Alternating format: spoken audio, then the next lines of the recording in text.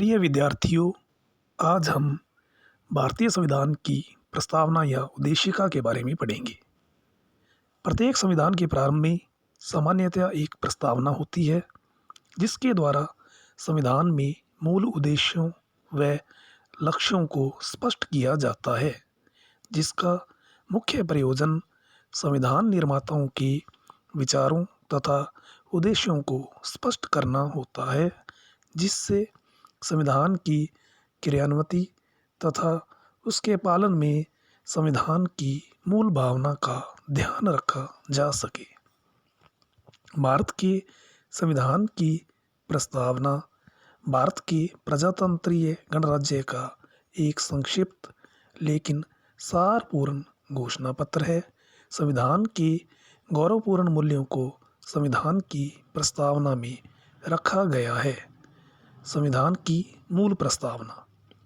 हम भारत के लोग भारत को एक संपूर्ण प्रभुत्व संपन्न लोकतंत्रात्मक गणराज्य बनाने के लिए तथा उसके समस्त नागरिकों को सामाजिक, आर्थिक और राजनीतिक न्याय, विचार, अभिव्यक्ति, विश्वास, धर्म और उपासना की स्वतंत्रता, प्रतिष्ठा और अवसर की समता प्राप्त करने के लिए तथा उन सब में व्यक्ति की गरिमा और राष्ट्र की एकता सुनिश्चित करने वाली बंधुता बढ़ाने के लिए दृढ़ संकल्प होकर अपनी संविधान सभा में आज तारीख 26 नवंबर 1949 ईस्वी मिति मार्गशीर्ष शुक्ल सप्तमी संवत 2006 विक्रमी को एतद द्वारा इस संविधान को अंगीकृत, अधिनियमित और आत्मार्पित करते हैं।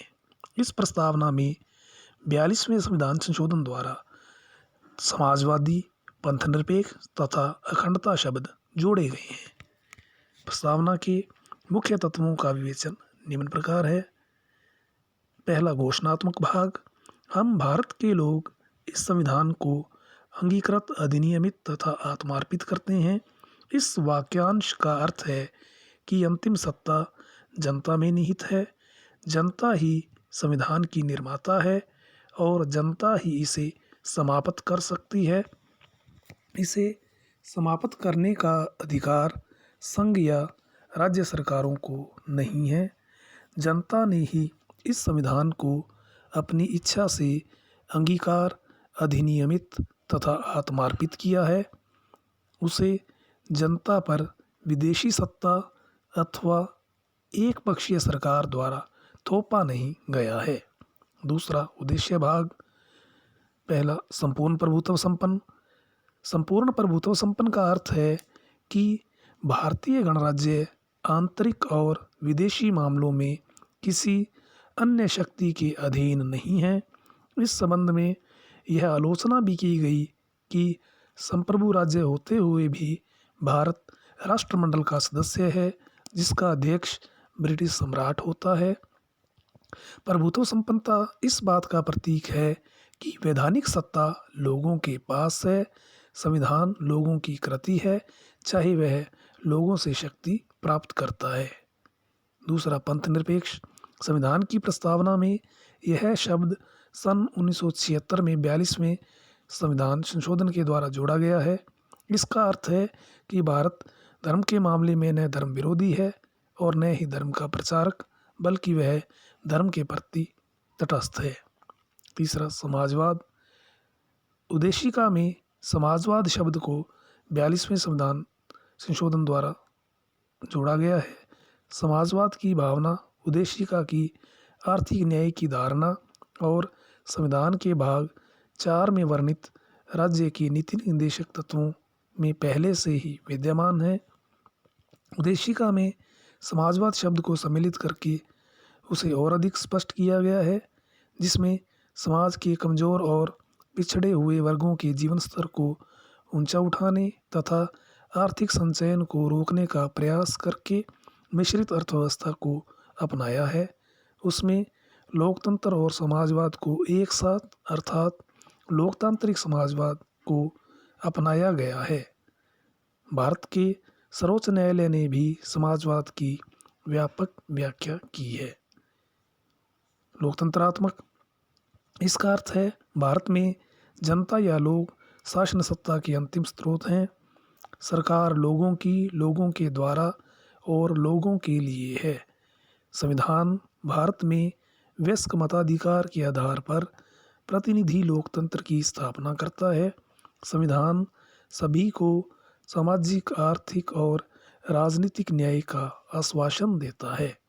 गणराज्य, इसका अर्थ है कि भारत में राज्याध्यक्ष या राष्ट्राध्यक्ष या सर्वोच्च व्यक्ति वंशानुगत न होकर निर्वाचित प्रतिनिधि ही हो सकता है। भारत के राज्याध्यक्ष अर्थात राष्ट्रपति का निर्वाचन अप्रत्यक्ष रूप से 5 वर्ष के लिए होता है। भारत के सभी सार्वजनिक पद बिना किसी भेदभाव के सभी के लिए खुले हैं। भारत में कोई विशेषाधिकार प्राप्त वर्ग नहीं है। तीसरा विवरणात्मक भाग, सामाजिक, आर्थिक एवं राजनीतिक न्याय। पहले सामाजिक न्याय। सामाजिक न्याय का अर्थ है कि सभी नागरिकों को बिना किसी भेदभाव के समानता प्राप्त है। व्यक्तियों के मध्य जाति, धर्म, वर्ग, लिंग, नस्ल, संपत्ति या अन्य किसी आधार पर भेदभाव नहीं किया जाना चाहिए। दूसरा आर्थिक न्याय। भारत में अधिक अमीरी और गरीबी न हो, वर्ग भेद न्यूनतम हो तथा प्रत्येक व्यक्ति की न्यूनतम आवश्यकताओं की पूर्ति की जाए। राजनीतिक न्याय का अर्थ है सभी नागरिकों को राजनीतिक क्षेत्र में समान और स्वतंत्र रूप से भाग लेने का अवसर हो। स्वतंत्रता, समानता एवं भ्रातृत्व। भारत के संविधान में नागरिकों को विचार, अभिव्यक्ति, विश्वास, धर्म और उपासना की स्वतंत्रता दी गई है। समानता, देश के सभी नागरिकों की स्थिति समान है और प्रत्येक व्यक्ति को प्रगति के समान अवसर प्राप्त होते हैं। बंधुत्व, प्रस्तावना में व्यक्ति की गरिमा और राष्ट्र की एकता तथा अखंडता सुनिश्चित करने वाली बंधुता की भावना सुनिश्चित करने का संकल्प व्यक्त किया गया है। अखंडता, उद्देशिका में अखंडता शब्द को 42वें संविधान संशोधन द्वारा सम्मिलित किया गया है। इसका मूल उद्देश्य भारत की एकता और अखंडता को सुस्पष्ट एवं सुनिश्चित करना है। वस्तुतः संविधान के अनुच्छेद 1(1) में कहा गया है कि भारत राज्यों का एक संघ होगा जो संघ के अविभाज्य स्वरूप को प्रकट करता है। उपयुक्त विवेचन के आधार पर यह कहा जा सकता है कि प्रस्तावना या उद्देशिका में संविधान के मूलभूत आदर्शों की कल्पना की गई है।